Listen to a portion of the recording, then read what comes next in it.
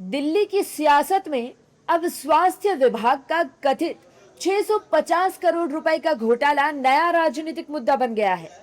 आम आदमी पार्टी ने सोमवार को एलएनजेपी अस्पताल के बाहर जोरदार प्रदर्शन किया। पोस्टर, बैनर और नारेबाजी के बीच आप नेताओं ने रेखा गुप्ता सरकार पर स्वास्थ्य विभाग में 650 करोड़ रुपए के कथित घोटाले का आरोप लगाया।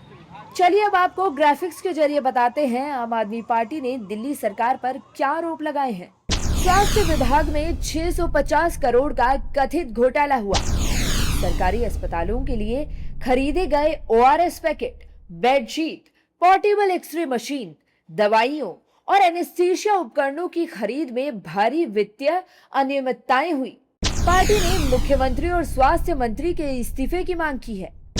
साथ ही पूरे मामले की निष्पक्ष जांच की मांग उठाई है। आपके नेता सौरभ भारद्वाज ने बीजेपी सरकार पर हमला बोला और आरोपियों को बचाने का आरोप लगाया। डॉक्टर वत्सला अग्रवाल को डीजीएचएस लगाया किसने था? रेखा गुप्ता ने। ये सबसे सीनियर नहीं थी, फिर भी सब सीनियर्स को बाईपास करके इनको किसने डीजीएचएस बनाया? रेखा गुप्ता ने। इनके ऊपर विजिलेंस की इंक्वायरी चल रही थी, फिर भी डीजीएचएस बनाया किसने बनाया? रेखा गुप्ता ने। सारी की सारी शक्तियां सारे अस्पतालों से छीन के एक डीजीएचएस के हाथ में दे दी। किसने दे दी? रेखा गुप्ता की सरकार ने। तो सारा का सारा षड्यंत्र तो सरकार ने किया, रेखा गुप्ता की सरकार ने किया। रेखा गुप्ता जी ने खुद उसको लगाया और कह रही है कि उसने अब 650 करोड़ का घोटाला कर दिया। और जो एसीबी की एफआईआर के अंदर मुख्य मास्टरमाइंड था राजीव रंगीला, वो देश छोड़ के भाग गया, जर्मनी भाग गया। तो एसीबी सो रही थी, दिल्ली सरकार सो रही थी।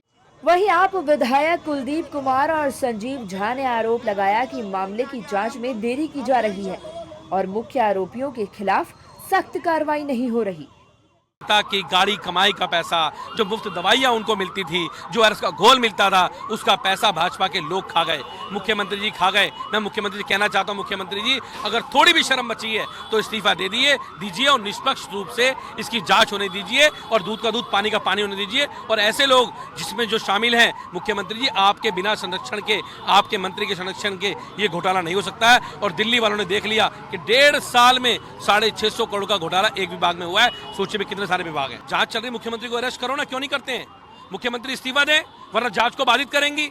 अरे एक फर्जी जांच के नाम पे तो अरविंद केजरीवाल जी को, मनीष सिसोदिया को 1.5 साल जेल में रखने का काम किया गया और बाद में घोटाला साबित ही नहीं हुआ, डस्टबिन में फेंक दिया। अरे मुख्यमंत्री जी आपके यहाँ तो घोटाला साबित हो गया है। अगर एसीबी का एफआईआर हुआ तो फिर कॉन्ट्रैक्टर पकड़ा क्यों नहीं? कहाँ है वो कॉन्ट्रैक्टर? लोग ये कह रहे हैं कि कॉन्ट्रैक्टर को भगा दिया गया है।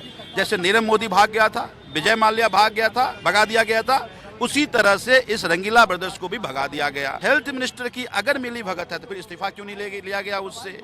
तब मुझे लगता है कि एसीबी की भी कार्रवाई दबाव बनाने के लिए था कि हिस्सा केवल हेल्थ मिनिस्टर को नहीं जाए, मुख्यमंत्री को भी जाए, लेकिन हम होने नहीं देंगे। दरअसल दिल्ली सरकार की सेंट्रल प्रोक्योरमेंट एजेंसी में कथित 650 करोड़ रुपए से ज्यादा की अनियमितताओं की जांच अब एंटी करप्शन ब्यूरो यानी एसीबी को सौंप दी गई है। प्रारंभिक जांच में सरकारी अस्पतालों के लिए दवाओं, मेडिकल उपकरणों, मरीजों की चादरों और अन्य स्वास्थ्य सामग्री की खरीद में गड़बड़ियों की बात सामने आने का दावा किया गया है। हालांकि इन आरोपों पर अभी तक मुख्यमंत्री रेखा गुप्ता या दिल्ली सरकार की तरफ से कोई आधिकारिक बयान सामने नहीं आया है। लेकिन इतना तो तय है कि दिल्ली की राजनीति में स्वास्थ्य विभाग का एक कथित घोटाला अब बड़ा सियासी मुद्दा बन चुका है। अब देखना होगा कि जांच में क्या सामने आता है। देश दुनिया की हर बड़ी, सटीक और भरोसेमंद खबर देखने के लिए अभी विजिट करें हमारे वेबसाइट nowuttarpradesh.com और nownoida.com पर, क्योंकि यहाँ आपको सिर्फ सुर्खियां नहीं बल्कि पूरी जानकारी मिलेगी।